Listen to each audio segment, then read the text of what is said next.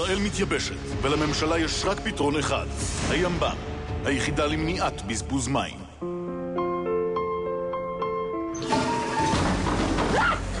גברת, פעם אחרונה שלוחצת מכל מלא על פיפי.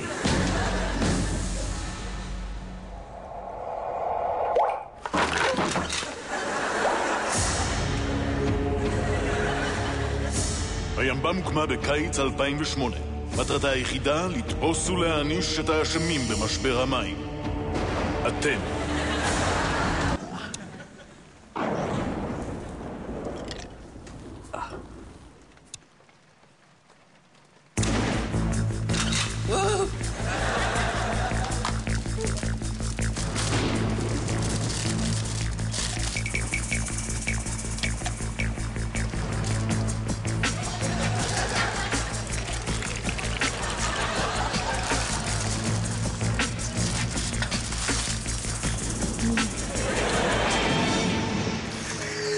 אבל תמיד, למרות שמדובר במלחמה, לוחמי הימב"ם מצליחים לשמור על צלם אנוש.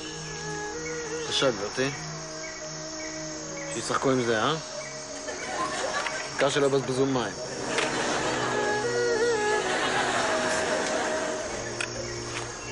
תני להם את זה, שלא יבזבזו מים.